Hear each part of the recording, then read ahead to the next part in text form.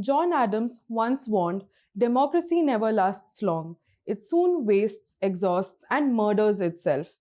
Today, his warning feels relevant as many wars are led by democratic nations. Leaders often act to please the majority. From the US's invasion of Iraq and Afghanistan to Russia's war on Ukraine, the veneer of democracy often masks the impulses of majoritarianism. Immanuel Kant called democracy a form of despotism, where majority rule suppresses minority voices, stating the will of all is therefore not that of all, which is contradictory and opposite to liberty. This raises a troubling question. Is democracy turning into a system that fuels war and dominance instead of protecting liberty and justice? Welcome to Deep Dive with Outlook. Today we will explore the complex relationship between democracy and wars.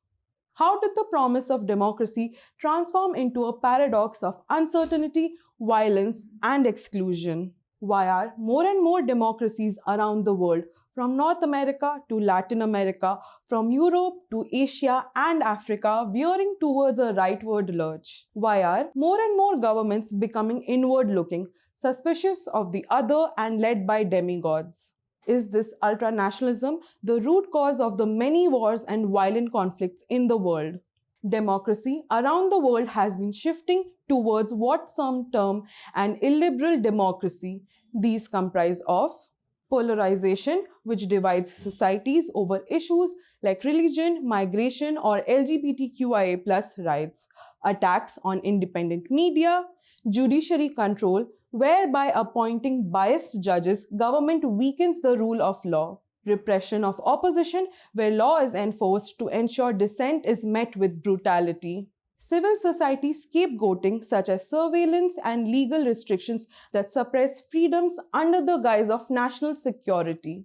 In the late 20th century, neoliberalism promised progress but instead induced a paradox. By commodifying uncertainty, it shifted democracy's transformative potential into insecurity. How? Sites of profit making expanded, leading to disenfranchisement and inequality.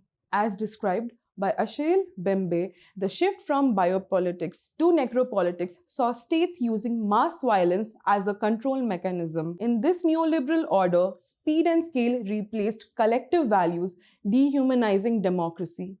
Paradoxically, neoliberalism's uncertainty birthed a hunger for absolute certainty. This manifested in immigration crackdowns to communal divides, concrete exclusions providing a deceptive sense of security. Violence has become a language of certainty, normalizing genocidal imageries in public discourse. Even democracy's hallmark of uncertainty, once its greatest strength, is now weaponized against it.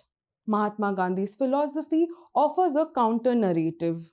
Though he opposed war, Gandhi believed in the moral preparation for death, exemplified in his own martyrdom. His violent death paradoxically cemented India's democratic foundation. Could embracing non-violence and trust in uncertainty restore democracy? You can read more about this in our issue, War and Democracy.